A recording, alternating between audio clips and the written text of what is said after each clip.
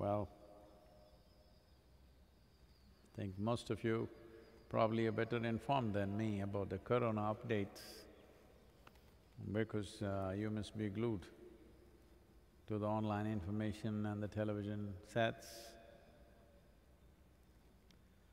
And many of you are becoming experts in virology, reading all kinds of stuff about the virus. Well, if you have a subject interest in virology, this is not the time to do it. There are already experts in the field, that is enough. We just have to follow instructions. If you want to pursue the subject, you can do it later after this viral phase in the world is over. Probably your interest is not virology. Whatever is going viral, you're a part of that. That's exactly what social distancing means, that we don't make things, anything go viral. This is important. Well, it's taking its toll. I think in the last 24 hours, nearly 3,000 people have become victims of this across the world, particularly Spain, United States is beginning to build up, UK, a prime minister, a prince, a minister,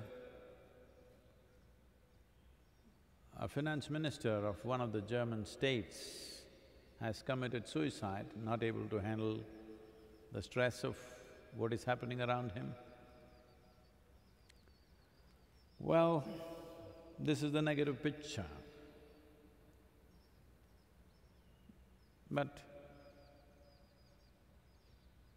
this is not the way it should happen. This should happen out of conscious human action, but the world is more silent, quieter, all the machines are off. Human beings are beginning to look at what is this all about? What were we racing for? All these questions are coming up, which is very good. I'm sure all the other creatures are happy. I can see that in many places, animals are on the streets, wild animals.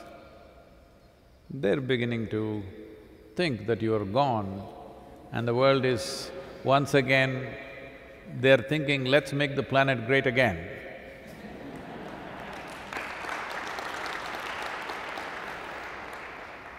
The human virus seems to be gone.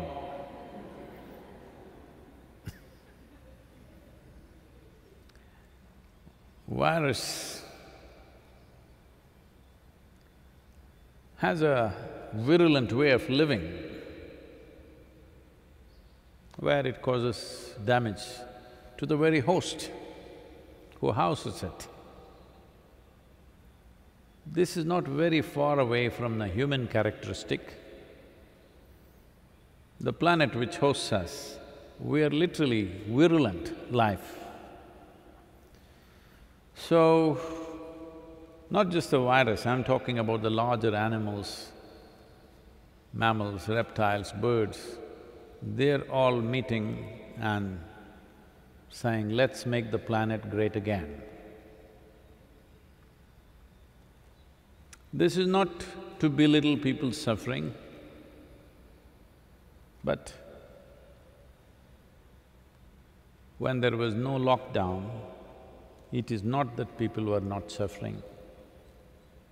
In India, for example, every 4 minutes, there was a fracture on the road, some bone broken.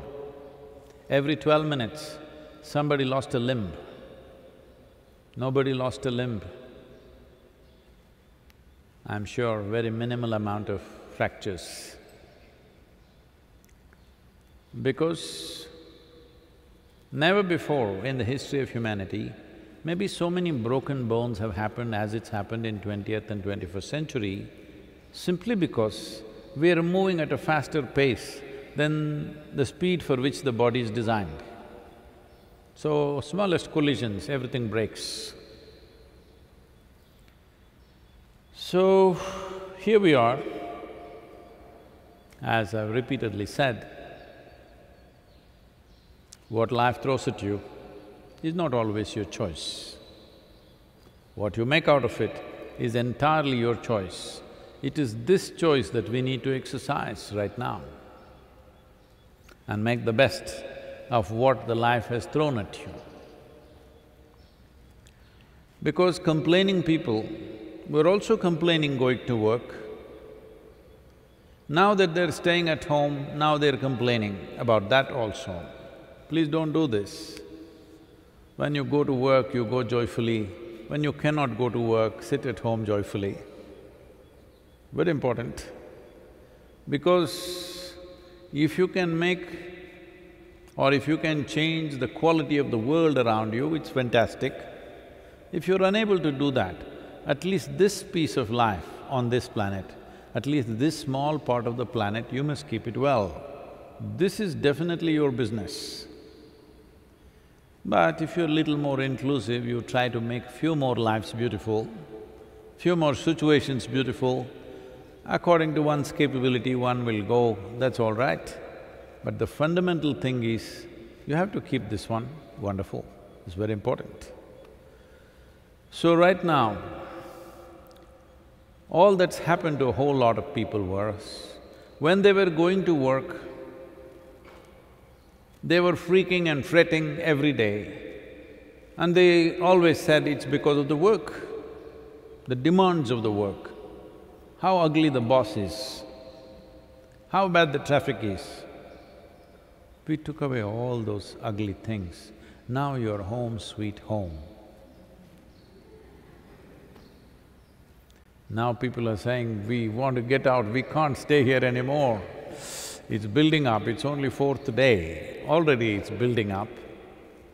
So this is not that something is wrong with your home, this is not that something was wrong with your office either. It's just that without settling this, you're trying to do all kinds of things in the world. So whatever you do, it feels like you're at war. Just earning a living is feeling like war zone for a whole lot of people. If you send them to war, what will happen? So, people are talking about bad times.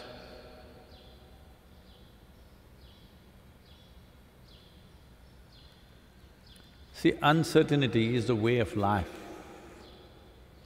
If you do not learn how to dance upon the uncertainties of life, you will never ever live joyfully and exuberantly. From moment to moment, everything is different. Most people may not notice it simply because they're not living in this world. They're living in the concrete block of their own mind. And the only thing that people are trying to do in their mind essentially is to bring certainty to life. The very nature of the existence is it's constantly changing and it's uncertain. But you're trying to bring certainty. So essentially, you're inviting death into your life. Of course, in installments, because you don't have the courage to invite it just full-on once. Well, everybody knows this. Let me remind you again. When you were 5, 6 years of age, you were definitely a joyful and exuberant life. Slowly, your rigor mortis is setting. Your aliveness is coming down. Aliveness cannot come down with time. Oh, it's age. No, no. With age, your aliveness will not come down. Agility may come down. Physical agility may come down.